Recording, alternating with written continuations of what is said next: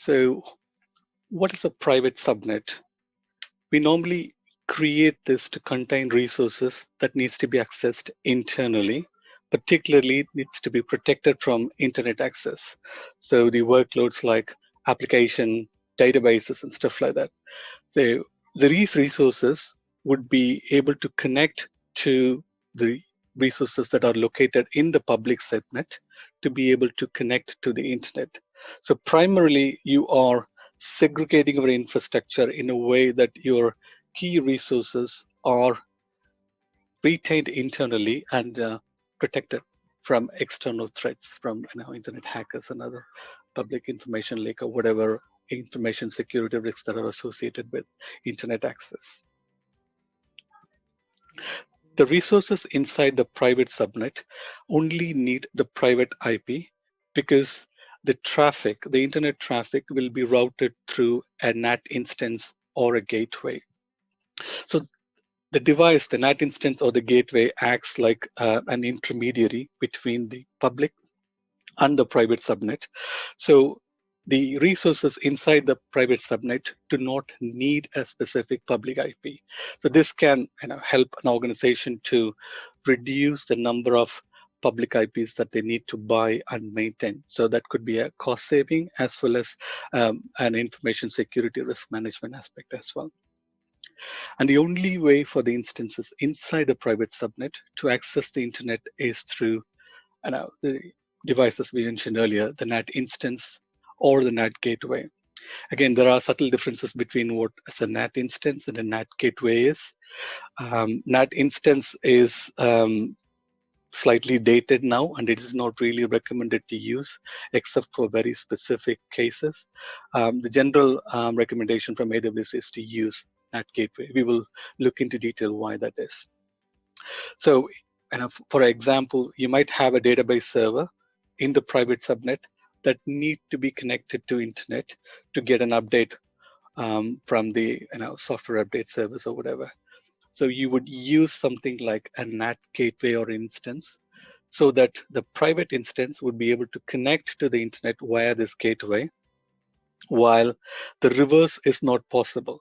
So the update server will not be able to establish connection to the database server because the connections can only be initiated from private to public, not the other way around.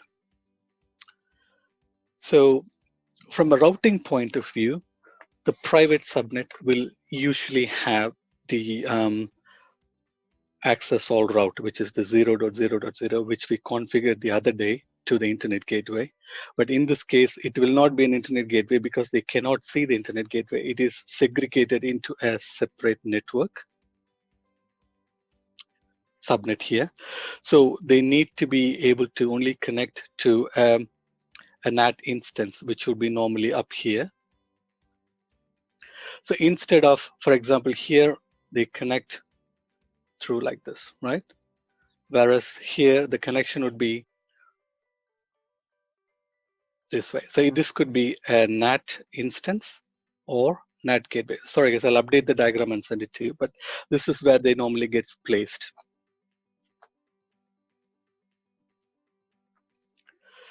However, the term private subnet is kind of loosely used.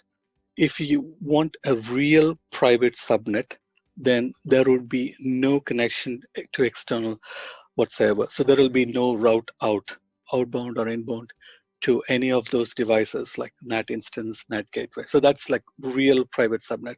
What we are hearing as a partial private subnet, where you have a route out to internet if you require through an intermediate device, but there is a route available. For the private subnet service instances, you also need to allow rules within the security group and updates the proper routes within the route table as we looked up before. So before going into the NAT gateway and NAT instances, let's have a quick look at what is a NAT. So NAT is the network address translation through which one or more local IP addresses, that's here, or translated into one or more global IP address. So they can be forwarded to the internet to the respective places they requested for and access the resources, and again returned back. So the advantage of using this is you only need probably 4 or 5 IP address up here, again depending upon your implementation, and practically you could have hundreds of instances within your local network to be able to use those shared IPs to be able to access the internet. So you are now cutting cost on IP address. Meanwhile, you're also cutting the information security risk. So you have a central channel through which you control what can connect to internet and how.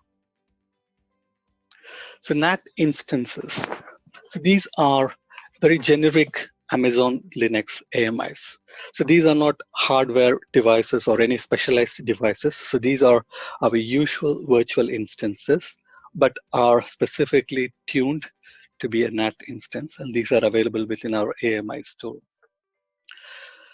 So both NAT instances and NAT gateway will be installed within the public subnet or the subnet they are accessing. There is a subtle difference. I'll explain it to you in a second. Okay, say for example, in this case, we have two scenarios, right? So we have a public subnet, we have a private subnet. So if this instance want to access an internet, it simply goes to the route table, router, internet gateway, done. Whereas in the private subnet, we need either a NAT instance or a NAT gateway. So where do you keep the NAT instance and the NAT gateway? So normally the NAT instance and the NAT gateway are placed within a public subnet, because the way they would be able to access the internet is they would normally connect to the NAT. So the reason why I draw is for a logical flow purpose, but in a realistic sense, they get placed within the public subnet, and the traffic goes via private subnet to public subnet, and then accordingly, and however you configured a route to internet gateway, it accesses the internet. And the return is also the same. Internet gateway route table comes into the public subnet via the NAT instance or the NAT gateway, and the traffic gets returned back to the private subnet. I guess when we do the practical, probably this will become more clearer. So the NAT instance or the NAT gateway is placed within the public subnet. The only difference would be is the instances here, both in the public subnet and the private subnet, can connect using this NAT instance, if it is a NAT instance. If it is a NAT gateway, only resources or instances from other subnets would be able to connect to this. Any instance from here will not be able to connect to the NAT gateway here. That's the only difference, right? So they, as we touched before, they are the generic Linux AMIs, and they will enable the instances within the private subnet to be able to connect to the internet. So that's the whole purpose of having the NAT instance, right? So they need to be located within the public subnet. So as we mentioned, it has to be located within here structurally. It can use both an elastic IP or a public IP. So I think as we touched before, the elastic IP is purely used for a consistent usage. And so once you assign them, it becomes a static IP in a sense that you can refer them for any other programmatic access or APIs or any other means. But you might as well just use it with the public IP as well, which comes by default. Elastic IP is something that you have to manually assign.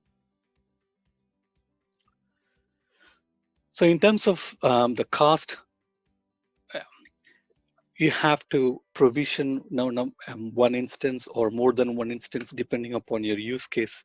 So the charge is depending upon the number of NAT instances that you use, the duration of usage, and instance type and size. One of the key things we need to do from a configuration point of view is when you create a NAT instance, or when you create any EC2 instance, by default, it has a property that checks for source and destination in a traffic. So if a traffic comes to an EC2 instance, it has to be either the source or the destination. So normally it performs the check for the traffic it receives. But the NAT instance, as we looked at the image here, most of the time, or its purpose is to handle the traffic for other instances, right? So not necessarily all the traffic it receives might be either destined to him or it might be the source.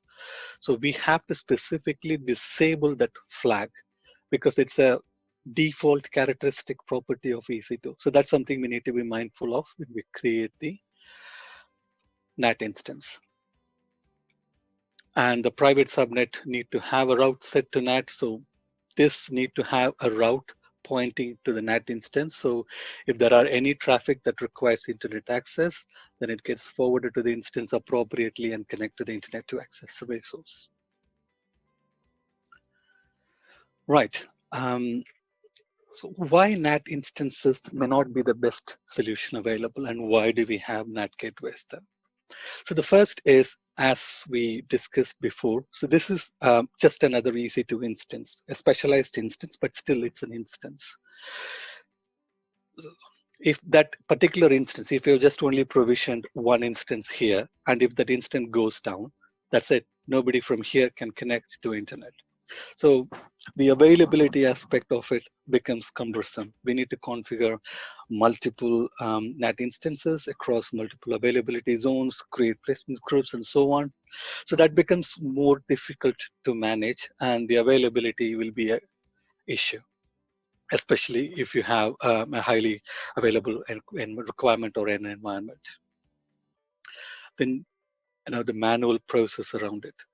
As you configure multiple NAT instances, then you have to configure their routes, you have to configure security groups, especially in a very complex environment. Now, this could add up to a huge amount of work and maintaining them. The last bit is the performance. So the internet performance of all resources within the private subnets or the subnets that are going to use the instance is going to depend upon the performance of the NAT instance. So the network throughput of the instance will determine the internet performance for the private subnet. So again, this could become a bottleneck if you're going to use a very network intensive applications.